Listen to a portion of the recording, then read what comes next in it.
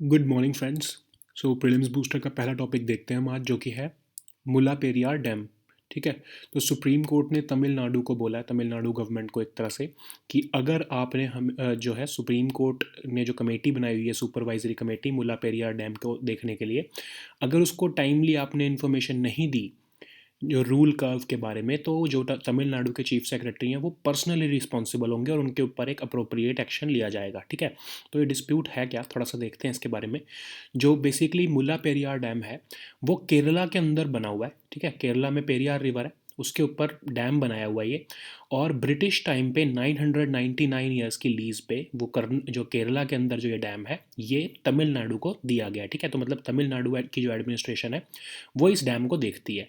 ठीक है। तो केरला के साथ ये प्रॉब्लम रहती है कि केरला के अंदर ये डैम है और तमिलनाडु को दिया हुआ है, तमिलनाडु की एडमिनिस्ट्रेशन देख रही है इसको। ठीक है। तो टाइमली इन्फॉर्मेशन उनको मिलनी चाहिए कि कब डैम के गेट्स खुलेंगे, कितना स्टोरेज लेवल है रेजरवॉयर में। ये सारी इन्फॉर्मेशन केरला को मिले, क्यों क्यों नहीं कि स्टेट के अंदर ये डैम है। ठीक है। तो आसपास के लोग अफेक्ट होते हैं इससे। तो सुप्रीम कोर्ट ने एक सुपरवाइजरी कमेटी बना रखी है, इसीलिए क्योंकि वो इसको पूरी डैम की मैनेजमेंट को कि कैसे वो सुपरवाइज करती है कमेटी। ठीक है। तो ये तमिलनाडु को कहा है कि अगर आपने इन्फॉर्मेशन नहीं दी सुपरवाइजरी कमेटी को टाइम टू टाइम, तो हम आपको के चीफ सेक्रेटरी को पर्सनली रिस्पॉन्सिबल मानेंगे कि आपने जानबूझ के नहीं ऐसा किया। ठीक है। तो इशू क्या है ये। अब रूल कर्व क्या होता है। ठीक है। कि रूल कर्व की इन्फॉर्मेशन देने को कह रहे हैं सुप्रीम कोर्ट।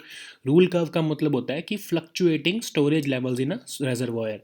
मतलब कि जो है कितना पानी ऊपर नीचे हो रहा है, मतलब कि कितना इस टाइम पर रेजर्वॉयर में पानी है, कितना कब वो नीचे जाता है, कब वो कितना ऊपर जाता है। इसके बारे में पूरी इन्फॉर्मेशन जो है वो आपको केरला के साथ शेयर करनी पड़ेगी through supervisory committee. Basically supervisory committee के साथ जो सुप्रीम कोर्ट ने अपॉइंट की है supervisory committee, so that Kerala और तमिलनाडु के बीच में डिस्प्यूट ना बने। तो सुप्रीम कोर्ट ने एक सुपरवाइजरी कमेटी बनाई हुई है जो कि इस पूरी डैम की जो है उसको सुपरवाइज करती है कि कैसे फंक्शनिंग हो रही है उसकी। ठीक है। ऑफकोर्स एडमिनिस्ट्रेशन तमिलनाडु के पास है डैम की, लेकिन जो इसकी सुपरवाइजरी है वो सुप्रीम कोर्ट की कमेटी करती है। ठीक है। इसके अंदर दोनों स्टेट्स के मेंबर भी हैं और सुप्रीम कोर्ट द्वारा अपॉइंटेड मेंबर्स भी हैं इसके अंदर। ठीक है। तो रूल कर्व क्या कहता है कि इसी के बेसिस पे आपको पता लगता है कि कब हमारे जो रेजर्वायर में पानी ज़्यादा हो जाता है, कब हमारे रेजर्वायर में पानी कम हो जाता है। उसी के बेसिस पे डिसाइड किया जाता है कि डैम का जो है गेट को कब ओपन किया जाएगा। ठीक है। अब सोचो केरला के लोग को जब पता ही नहीं होगा कि रूल कर्व किस बेसिस पे डिसाइड किया जा रहा है, क्या रूल कर्व है इस बेसिकली इस रिजर्वायर में, तो उन्हें नहीं समझ आ पाएगा कि गेट का ओपनिंग का शेड्यूल डैम का कैसे डिसाइड हो रहा है। ठीक है। तो कभी अगर समझ लो गेट खुल गया और आसपास के लोग प्रिपेयर नहीं है, तो there can be a miss happening. ठीक है। इसीलिए जो है सुप्रीम कोर्ट की कमेटी ने कहा है कि आपको हमको बताना पड़ेगा कि रूल कर्व क्या है, और उसके हिसाब से हम जो है शेड्यूल जो है गेट ओपनिंग का उसको डिसाइड करेंगे। मतलब देखेंगे कि किस हिसाब से आप जो है गेट ओपनिंग करते हो उस डैम की।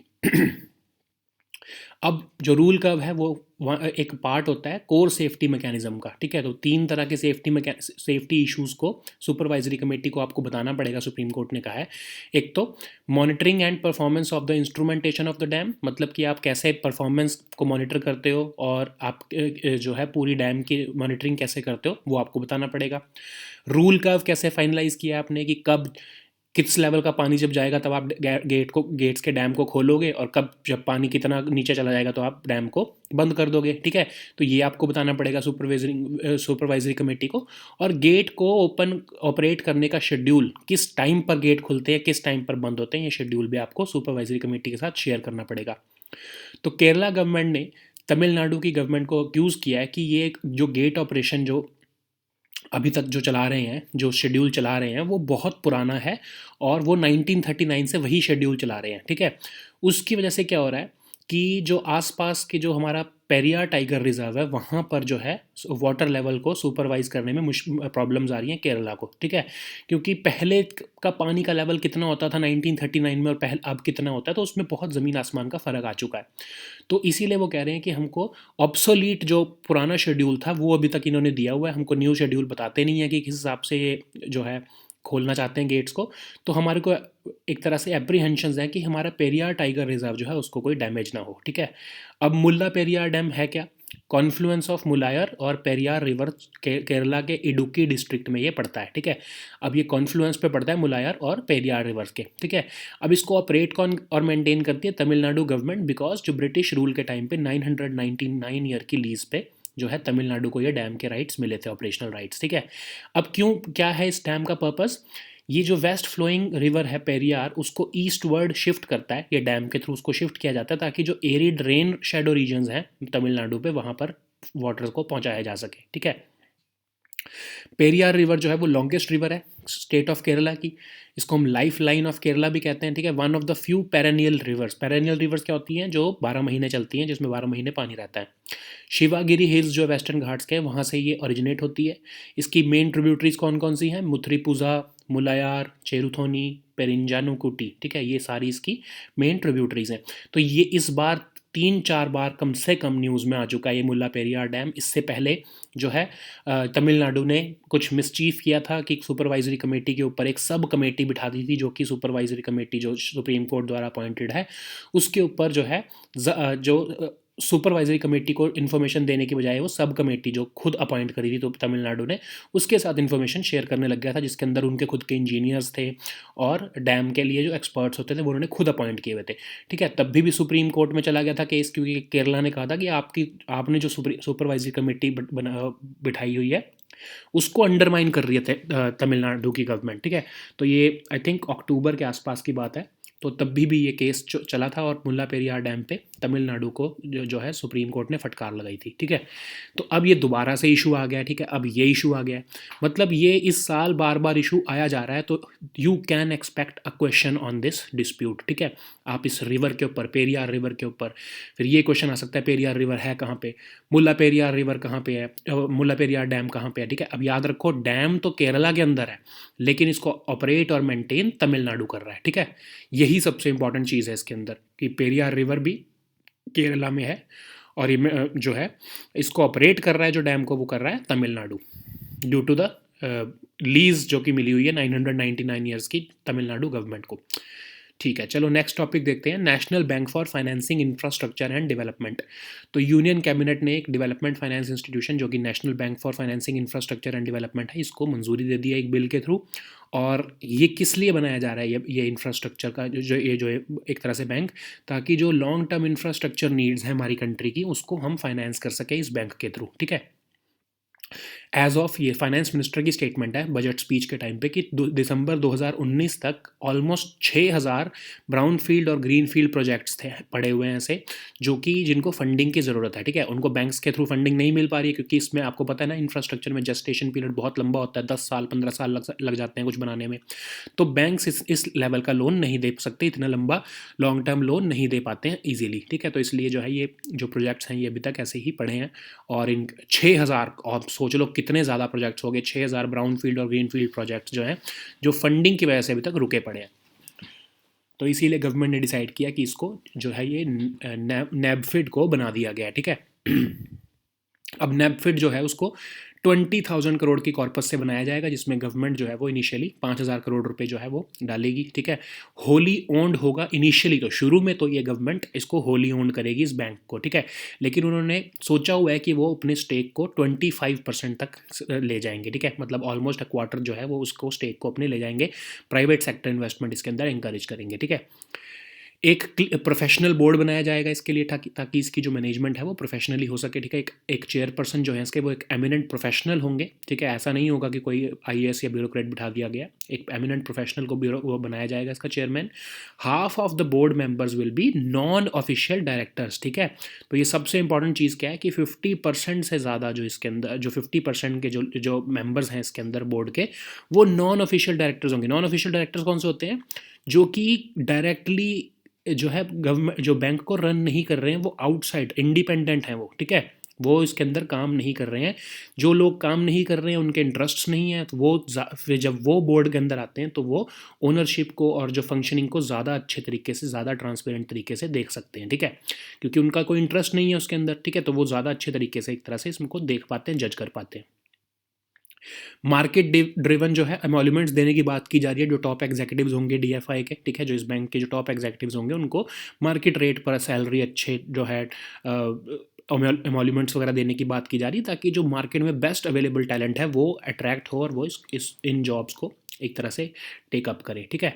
फिर जो मैनेजिंग डायरेक्टर और डिप्टी मैनेजिंग डायरेक्टर है उनको एक बड़ा टेन्योर देने की भी बात की जा रही है, और एज लिमिट को भी शायद एनहांस किया जाएगा, ताकि जो बड़े अच्छे जो एक्सपीरियंस प्रोफेशनल्स हैं जिनके पास सब्सटेंशियल एक्सपीरियंस है अपनी लाइफ में इस फील्ड का, वो इसको ज्वाइन कर सके, ठीक है। अब ज़रूरत क्या थी इस बैंक को बनाने की ऐसी, ठीक है, क्योंकि जो हमारे एग्जिस्टिंग बैंक हैं, जो हमारे एक शेड्यूल्ड कमर्शियल बैंक्स हैं, उनकी इतनी ज़्यादा कैपेसिटी नहीं है कि वो इतने लंबे लॉन्ग जेस्टेशन पीरियड जो प्रोजेक्ट्स होते हैं, जो इंफ्रास्ट्रक्चर प्रोजेक्ट्स, उनको वो फाइनेंस कर सके, बिकॉज उनके ऑलरेडी ही जो हैं लोन्स हैं वो बैड चल रहे हैं, ठीक है। तो उनके पास पैसा नहीं है कि वो अपना पैसा इतने लंबे एक प्रोजेक्ट में फंसा सके, ठीक है। वैसे भी जो बैंक्स होते हैं उनके लाइबिलिटी जो प्रोफाइल होता है वो इतने लॉन्ग टर्म फंडिंग के लिए नहीं बना होता, वो जो वर्किंग कैपिटल लोन्स जो साल 2 साल के या जो बैंक को चला, जो किसी भी प्रोजेक्ट को चलाने के लिए या बिजनेस को चलाने के लिए जो वर्किंग कैपिटल का लोन चाहिए होता है, उसके लिए ही बैंक्स बने होते हैं शेड्यूल्ड कमर्शियल बैंक्स। इनका काम इतने लंबे जो है लोन्स देने का नहीं होता है, ठीक है। दूसरा, जो बैंक्स हैं हमारे शेड्यूल्ड कमर्शियल बैंक्स, उनके पास इस लेवल की डोमेन एक्सपर्टीज़ नहीं होती कि वो ये जज कर पाएँ कि क्या ये जो इंफ्रास्ट्रक्चर प्रोजेक्ट है ये वाइबल भी है या नहीं है, और जो है क्या फाइनेंसिंग नीड्स है इस इंफ्रास्ट्रक्चर प्रोजेक्ट की, और आने वाले टाइम में क्या क्या इसका रिटर्न मिलेगा या कुछ, इतना बैंक्स के पास डोमेन एक्सपर्टीज़ नहीं होती, ठीक है। तो अब ये जो हमारा डीएफआई जो ये नेबफिट बनाया जाएगा, इसके अंदर डोमेन एक्सपर्ट्स होंगे, फिर इसका पर्पज़ ही यही होगा कि लॉन्ग टर्म इंफ्रास्ट्रक्चर फाइनेंसिंग देना, ठीक है। तो ये ज़्यादा सूटेबल होगा as compare to our normal जो शेड्यूल्ड कमर्शियल बैंक्स हैं, ठीक है। नेक्स्ट हमारा टॉपिक है आईरीना, जो ये इंटरनेशनल रिन्यूएबल एनर्जी एजेंसी है, उसने भी एक मीटिंग करी है, ठीक है। तो उसमें उन्होंने बोला है कि फॉसिल फ्यूल्स और जो है उससे हमारी जो वर्ल्ड इकोनॉमी है वो धीरे धीरे शिफ्ट होके रिन्यूएबल एनर्जी सोर्सेज की तरफ मूव कर रही है, और कोविड की क्राइसिस की वजह से जो ये जो शिफ्ट है ये थोड़ा फास्ट ट्रैक हो गया है, ठीक है। तो उन्होंने बोला है कि बाय 2050 90% जो टोटल इलेक्ट्रिसिटी है वो रीन्यूएबल एनर्जी के सोर्सेज से बनेगी, ठीक है। 6% जो है वो नेचुरल गैस का यूज़ होएगा, और जो मतलब 4% बचा वो न्यूक्लियर एनर्जी का यूज़ होगा, ठीक है। तो ग्लोबल ऑयल प्रोडक्शन जो है वो बाय 2050 तक 85% जो है वो गिर जाएगी एज़ पर करंट ट्रेवल्स। मतलब अगर अभी जो है वो 100, एक तरह से अगर 100 यूनिट पर हमारी प्रोडक्शन हो रही है, या एक तरह से प्रोडक्शन हो रही है जो हमारी ऑयल की प्रोडक्शन हो रही है, तो वो 2050 तक जो है वो सिर्फ 15 यूनिट्स पर रह जाएगी। मतलब 85% का एक जो है उसके अंदर जो है जो होता है डिक्रीज़ आ जाएगा, ठीक है। तो नेचुरल गैस का उन्होंने बोला कि जो है 2050 में जो नेचुरल गैस है वो largest source of fossil fuel बन जाएगी। जो आज के लेवल है उसका 52% लेवल पर रहेगी। ऑफ कोर्स उसमें भी डिक्लाइन है, लेकिन वो फिर भी जो है वो ऑयल प्रोडक्शन जो है ऑयल से ज़्यादा जो है वो प्रेफरेबल उस टाइम पर नेचुरल गैस होगी, ठीक है। कोल तो उन्होंने बोला है कि 2050 तक कम्प्लीटली फेज आउट हो जाएगा, मतलब उसकी जो कंजम्पशन है वो बिल्कुल ज़ीरो हो जाएगी, प्रोडक्शन भी ज़ीरो हो जाएगी, और जो पावर जनरेशन है वो गैस से ज़्यादा होगी। 6% जो है वो फॉसिल फ्यूल्स में ऑफकोर्स जो है वो 6% से होगी, और जो न्यूक्लियर एनर्जी जो है वो उसका 4% शेयर होगा, ठीक है। तो आईरीना क्या है? ये एक इंटर गवर्नमेंटल ऑर्गेनाइजेशन है जो कि रीन्यूएबल एनर्जी को के अडॉप्शन को और उसके सस्टेनेबल यूज़ को प्रमोट करने के लिए बनाई गई है। ये सबसे पहली ऐसी इंटरनेशनल ऑर्गेनाइजेशन है जो कि एक्सक्लूसिवली रीन्यूएबल एनर्जी के ऊपर फोकस कर रही है, ठीक है। 2009 में इसको फाउंड किया गया था। हेडक्वार्टर इसका कहाँ पर है? मासदार सिटी अबू धाबी में, ठीक है। याद रखना, कई बार आपको ऐसा लगेगा कि जो ये रीन्यूएबल एनर्जी का जो आपके अगर कोई ऐसा कोई ऑर्गेनाइजेशन है तो ये किसी जो है ओपेक कंट्री में या फिर जो है ये गल्फ़ की कंट्री में कैसे हो सकती है, ठीक है। तो आपको लेकिन ये फिर भी याद रखना है कि अबू धाबी में इसका हेडक्वार्टर है, ठीक है। ये एक यूनाइटेड नेशंस के ऑब्जर्वर भी है, ऑफिशियल ऑब्जर्वर भी है IRENA. So this is important for you. तो नेक्स्ट टॉपिक हम देखते हैं वर्ल्ड एयर क्वालिटी रिपोर्ट। तो रिसेंटली जो है वर्ल्ड एयर क्वालिटी रिपोर्ट निकली, आपको पता है, ठीक है, जिसमें दिल्ली जो है वो वर्स्ट मतलब कि मोस्ट पॉल्यूटेड कैपिटल सिटी जो है वो ग्लोबली जो है वो दिल्ली बनी है, ठीक है। पूरे वर्ल्ड में सबसे जो भी जितनी भी पॉल्यूटेड कैपिटल सिटीज़ हैं उनमें सबसे ज़्यादा जो मोस्ट पॉल्यूटेड कैपिटल सिटी है वो है दिल्ली, ठीक है, एज़ पर दिस रिपोर्ट, ठीक है। इसको कौन बनाता है इस रिपोर्ट को? स्विस ऑर्गेनाइजेशन है एक IQ एयर, वो इस रिपोर्ट को रिलीज़ करती है, ठीक है। अब क्या फाइंडिंग्स हैं इस रिपोर्ट की कि 22 जो सिटीज़ हैं 30 मोस्ट पॉल्यूटेड सिटीज़ जो ग्लोबली हैं उसमें से जो 22 सिटीज़ हैं वो इंडिया में ही हैं, ठीक है। तो बाकी जो सिटीज़ हैं उन सबके नाम लिखे हुए हैं यहाँ पे, गाज़ियाबाद, बुलंदशहर, बिसरा, जबलपुर एंड ऑल दैट, ये सारे नाम लिखे हुए हैं कि कौन कौन सी वो सिटीज़ हैं जो कि जो है दिल्ली के अलावा, मतलब 22 कौन कौन सी सिटीज़ जो कि मोस्ट पॉल्यूटेड सिटीज़ हैं, ठीक है। लेकिन जो मोस्ट पॉल्यूटेड सिटी है वो है जिंजियांग, जो चाइना की है, ठीक है। अब ये कंफ्यूज मत होना, दिल्ली जो है वो कैपिटल सिटीज़ की जो हमारी कैटेगरी है उसमें सबसे मोस्ट पॉल्यूटेड थी, लेकिन जो ओवरऑल कंटेक्स्ट में जो सबसे पॉल्यूटेड सिटी वर्ल्ड वाइड है वो है जिंजियांग, चाइना में, ठीक है। गाज़ियाबाद जो है वो second most polluted city in the world है, वो इंडिया की है समझ लो, ठीक है। तो इंडिया में major source of air pollution उन्हें बताए हैं कि transportation, biomass burning for cooking, electricity generation, industry, construction, waste burning and episodic agricultural burning. इसकी वजह से हमारी जो है कंट्री में या इंडिया में एयर पोल्यूशन जो है वो हो रहा है। Major sources of air pollution ये सारे हैं, ठीक है। तो ये आपको पता लग गया कि एयर पोल्यूशन जो है वो किस किस सोर्सेज से आ रहा है इंडिया में एज़ पर दिस रिपोर्ट। तो आपको एक तरह से अगर आंसर लिखना हो तो आप ये बोल सकते हो कि जो स्विस ऑर्गेनाइजेशन की IQAR द्वारा निकाली गई वर्ल्ड एयर क्वालिटी रिपोर्ट है उसके अंदर बोला है कि इंडिया के अंदर ये जो सोर्सेज हैं वो एयर पोल्यूशन कंट्रीब्यूट करते हैं, ठीक है। तो आपके आंसर को एक अच्छी एक बैकिंग मिल जाएगी। अब ये रिपोर्ट कौन निकालता है? स्विस ऑर्गेनाइजेशन IQAir, जैसा हमने डिस्कस किया। तो ये बेसिकली जो रिपोर्ट है ये PM 2.5 जो होती है हमारा जो पॉल्यूटेंट होता है उसके डेटा को इकट्ठा करता है 106 कंट्रीज़ में से। और ये डेटा इकट्ठा कहाँ से किया जाता है? जो ग्राउंड बेस्ड मॉनिटरिंग स्टेशंस बनाए जाते हैं गवर्नमेंट एजेंसीज़ द्वारा, ठीक है। जो इंडिया में जो ग्राउंड बेस्ड मॉनिटरिंग सिस्टम्स बना रखे हैं जो एयर पोल्यूशन को मेजर करने के लिए, उसी के डेटा को इकट्ठा करके ये रैंकिंग बनाता है सारी सिटीज़ की, ठीक है। नेक्स्ट हमारा टॉपिक है नॉमिनेटेड MPs। तो ठीक है, तो एक MP जो नॉमिनेटेड MP थे हमारे स्वपन दास गुप्ता जी, उन्होंने रिसेंटली जो है राज्यसभा से रिज़ाइन किया है because he has joined the BJP and he is contesting elections in West Bengal assembly elections, so he had to resign from this his post, ठीक है। तो नॉमिनेटेड मेंबर्स के बारे में देख लेते हैं कि जो है कॉन्स्टिट्यूशन बनाते टाइम कुछ जो हमारे कॉन्स्टिट्यूंट असेंबली के मेंबर्स हैं उनको रियलाइज़ हुआ कि हमको राज्यसभा में उन मेंबर्स को बुलाना चाहिए जो कि लोग इलेक्शन तो नहीं लड़ सकते लेकिन उनके पास अच्छी नॉलेज और एक्सपर्टीज़ है, जिससे हमारी जो डिस्कशन का लेवल है अपर हाउस में वो बहुत अच्छा हो जाएगा, ठीक है। तो खासकर जो N गोपाल स्वामी अयंगर जी थे उनकी एक स्टेटमेंट थी, ठीक है, याद रख लेना कि क्यों ज़रूरी है ये लाना, ठीक है। फिर राज्यसभा के अंदर 12 ऐसे नॉमिनेटेड मेंबर्स होते हैं जो कि डिफरेंट वॉक्स ऑफ लाइफ से आए हैं, खासकर लिटरेचर, साइंस, आर्ट या सोशल सर्विस से आए हैं, ठीक है। तो इनको कौन नॉमिनेट करता है? प्रेसिडेंट नॉमिनेट करता है इनको as recommended by the central government. Central government recommend करती है कि इन लोगों को आप नॉमिनेट करके मेंबर बनाओ राज्यसभा का, ठीक है। तो प्रेसिडेंट उनको नॉमिनेट करता है। जो जो ये हमारे नॉमिनेटेड MPs होते हैं उनके सेम राइट्स और प्रिविलेजेस होते हैं जैसे कि बाकी मेंबर्स ऑफ पार्लियामेंट्स के होते हैं, ठीक है। लेकिन सिर्फ एक फ़र्क होता है कि वो लोग जो प्रेसिडेंट के इलेक्शन होते हैं उसके अंदर वो वोट नहीं कर सकते, ठीक है। तो ये इंपॉर्टेंट पॉइंट है, ये याद रखना कि nominated members of parliament are not entitled to vote in the election of president, ठीक है। अब एंटी डिफेक्शन लॉ उनके ऊपर कैसे लगता है, ठीक है। आपको पता है एंटी डिफेक्शन लॉ क्या होता है? 10th शेड्यूल के अंदर हमारा जो है एंटी डिफेक्शन लॉ है, ठीक है। तो ये क्यों लेके आए थे 1985 में हम कॉन्स्टिट्यूशन के अमेंडमेंट द्वारा हम जो ये एंटी डिफेक्शन लॉ लेके आए थे ताकि हम स्टेबिलिटी लेके आए गवर्नमेंट्स के अंदर, ताकि जो ये MPs और MLAs जो कि पॉलिटिकल पार्टीज चेंज कर लेते हैं ये ना कर पाएँ, ठीक है। इसके लिए हम एंटी डिफेक्शन लॉ लेके आए थे, ठीक है। फिर पेनल्टी होती है अगर कोई जो है एंटी डिफेक्शन लॉ में किसी को पनिश किया जाता है तो उसकी जो है पार्लियामेंट्री मेंबरशिप चली जाती है और उसके ऊपर एक बार लग जाता है कि वो मिनिस्टर नहीं बन सकता, ठीक है। अब 3 केसेस के अंदर जो है ये जो हमारा एंटी डिफेक्शन लॉ ये लगता है। पहला तो कि अगर एक पर्सन ने एक पॉलिटिकल पार्टी के टिकट पे इलेक्शन लड़ा और उसने खुद ही मेंबरशिप उस पॉलिटिकल पार्टी की छोड़ दी, या फिर जो उसको कहा गया था व्हिप जारी करके जो कहा गया कि आपने ऐसे वोट देनी है पार्लियामेंट में, तो उसने वैसी वोट नहीं दी, व्हिप का उसने एक तरह से वायलेशन किया, तो भी उसकी जो है वो मेंबरशिप चली जाती है पार्लियामेंट की या फिर लेजिस्लेचर की, ठीक है।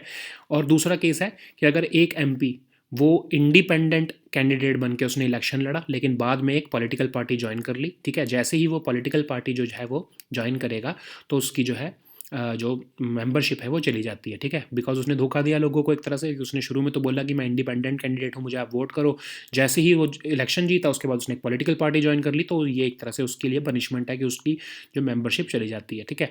जो थर्ड सिनारियो है वो है नॉमिनेटेड MPs का, ठीक है। जो एक नॉमिनेटेड एमपी है, अगर वो जैसे ही वो उसको नॉमिनेट किया जाता है, तो अगर उसने उस नॉमिनेशन के 6 महीने के अंदर अंदर अगर कोई पॉलिटिकल पार्टी ज्वाइन करनी है तो वो कर सकता है। लेकिन अगर वो नहीं करता है और उसके बाद करता है, 6 महीने के बाद वो पॉलिटिकल पार्टी को ज्वाइन करता है, तो उसकी जो है ऊपर एंटी डिफेक्शन लॉ लगता है और उसकी सीट चली जाती है पार्लियामेंट से, ठीक है। याद रखना 6 महीने के अंदर करना होता है, ठीक है। अगर आपको ज्वाइन करनी है पॉलिटिकल पार्टी तो आप 6 महीने के अंदर अंदर ही बता दो कि मैं ये पॉलिटिकल पार्टी ज्वाइन करना चाहता हूँ। 6 महीने के बाद आप मत करो ऐसा, ठीक है।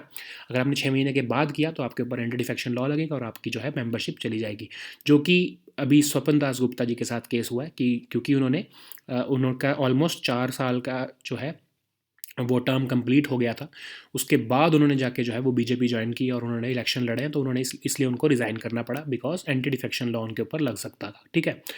अब जो है चेंजिंग या ज्वाइनिंग अ पार्टी, ये कैसे पता लगेगा कि चेंज किया या ज्वाइन किया पार्टी? तो सुप्रीम कोर्ट के कुछ जजमेंट्स आई है और उन्होंने बोला है कि उनको ऐसा नहीं है कि उन्होंने फॉर्मली जाके ही ज्वाइन किया हो, ठीक है, कि कोई एमपी फॉर्मली जाके मेंबरशिप ले रहा है किसी पॉलिटिकल पार्टी की, सिर्फ वही उसी केस में ही एंटी डिफेक्शन लॉ नहीं लगता। अगर कुछ ऐसे एक्शंस किए हैं एमपी ने जिससे लग रहा है कि वो एक पॉलिटिकल पार्टी की तरफ इंक्लाइंड है, तो भी उसकी मेंबरशिप चली जाएगी, ठीक है। अब वो कौन कौन से ऐसे एक्शंस हैं, ठीक है, वो केस टू केस बेसिस पर डिसाइड किया जाएगा। जैसे कि अगर वो कैंपेन करने चला गया किसी पॉलिटिकल पार्टी के लिए, ठीक है, समझ लो कि जैसे बीजेपी का कैंपेन चल रहा है, ठीक है, उसमें जो ये अगर स्वपन दास गुप्ता जी जो है वो कैंपेन में जा रहे हैं उनके, ठीक है, तो वो जो है अब ये सब डिसाइड कौन करेगा? ये कोर्ट डिसाइड करेगा या फिर जो स्पीकर जिसने जो है एंटी डिफेक्शन लॉ लगाना है, तो वो डिसाइड करेंगे कि क्या जो है वो मंशा जो है वो उस पॉलिटिकल पार्टी की तरफ एक तरह से कैंपेन करने की मंशा क्या थी उस एमपी की, ठीक है। अगर एक एक ऐसे डेलीगेशन को ज्वाइन करता है वो मेंबर जिसमें किसी पॉलिटिकल पार्टी के लोग जो हैं वो गवर्नर के पास जा रहे हैं, तो एक तरह से उसके ऊपर शक होएगा कि क्यों वो उन पॉलिटिकल पार्टी के मेंबर्स के साथ एक तरह से एक नॉमिनेटेड मेंबर बन के जा रहा है, तो देयर इज़ अ चांस कि वो उनकी तरफ इंक्लाइंड है। सो ये भी केस में मतलब जो है वो स्पीकर या फिर चेयरमैन, मतलब इन केस ऑफ जो पार्लियामेंट है, जो राज्यसभा है, तो उसमें तो चेयरमैन डिसाइड करता है ना, तो in that case chairman will decide, ठीक है। या फिर in case of state assembly, तो स्टेट का जो असेंबली के स्पीकर होते हैं वो डिसाइड करते हैं, ठीक है। फिर वो पॉलिटिकल रैली कर रहे हैं या फाइट कर रहे हैं election on the symbol of a political party, तो भी जो है वो डिफेक्शन जो लॉ है उनके ऊपर लगेगा, ठीक है। तब तो साफ ही पता लग रहा है कि वो किसी पॉलिटिकल पार्टी को ज्वाइन कर रहे हैं, ठीक है। तो ये हमारा नॉमिनेटेड एमपीज़ का जो एक इशू था, ठीक है। नेक्स्ट हमारा टॉपिक है सेंट पैट्रिक्स डे। तो ये सेंट पैट्रिक्स डे जो है वो 17 मार्च को सेलिब्रेट किया जाता है। ये एक नेशनल हॉलीडे है रिपब्लिक ऑफ आयरलैंड में और नदर्न आयरलैंड जो कि यूके का पार्ट है, और हमारी आयरलैंड तो आपको पता है एक सेपरेट कंट्री है, ठीक है। तो नदर्न आयरलैंड और रिपब्लिक ऑफ आयरलैंड का जो है ये नेशनल हॉलीडे है। शुरू में तो ये एक रिलीजियस हॉलीडे होती थी, बट धीरे धीरे धीरे एक सेक्युलर सेलिब्रेशन बन गई है इंटरनेशनली। यूएस वगैरह में भी खासकर इसको मनाया जाता है, ठीक है। तो हम इसको क्यों पढ़ रहे हैं, क्या हमारे लिए रेलिवेंस है? क्योंकि इस बार जो है बहुत ज़्यादा न्यूज़ में है ये। आज 17 मार्च को मतलब एक तरह से बेसिकली इसको सेलिब्रेट किया जा रहा है, तो जो है बहुत सारे जो है ये न्यूज़ में चल रहा है, हर जगह आपको देखने को मिल रहा होगा, बहुत वाइड सेलिब्रेशन हो रही है इसकी as compare to the years before, ठीक है। तो सेंट पैट्रिक कौन है? जो आयरलैंड के कंट्री के पेट्रन सेंट है ये, मतलब एक तरह से उनके जो गाइड थे उनके ये, क्योंकि वो ही जो है सेंट पैट्रिक्स जो है वो ही जो है आयरलैंड के अंदर क्रिश्चियनिटी को लेके आए थे, ठीक है। तो वो ब्रिटेन में पैदा हुए थे 4th सेंचुरी में, और किडनैप कर लिया गया था उनको एज ऑफ 16 में, और उनको नेबरिंग आयरलैंड में एज अ स्लेव लेके आया गया था, ठीक है। बट वो भाग गए थे वहाँ से और प्रीस्ट की तरह वो एक ट्रेन हुए, फिर वो धीरे उसके बाद वापस आए आयरलैंड में और उन्होंने क्रिश्चियनिटी को वहाँ पर प्रमोट किया, ठीक है। तो जो कंट्री के उनके सेंट पैलेडियस जो फर्स्ट बिशप ऑफ आयरलैंड थे, उनके बाद जो है वो सेकंड जो है उनके सक्सेसर ये सेंट पैट्रिक बने 431 एडी में, ठीक है। उनका एक एसोसिएट किया जाता है शैमरॉक के साथ, ठीक है। आपने देखा होगा कि एक ग्रीन कलर का एक पौधा होता है, बेसिकली 3 लीव्स होते हैं उसके, वो आयरलैंड का नेशनल सिंबल भी है, उसके साथ ही एसोसिएट किया जाता है सेंट पैट्रिक्स को, ठीक है। तो ये सेंट पैट्रिक्स डे आज सेलिब्रेट किया जाता है बेसिकली, मतलब 17 मार्च को, तो कल सेलिब्रेट किया गया था इसको। तो ये जो आपको आजकल न्यूज़ में दिख रहा होगा ये शैमरॉक ट्री जो लीफ है खासकर, इसके थ्रू एक सिंबलिज्म किया गया है, सेंट पैट्रिक्स डे को सेलिब्रेट किया जाता है, ठीक है। So, these were our topics for today. We'll meet next time with new topics. Until then, goodbye and take care.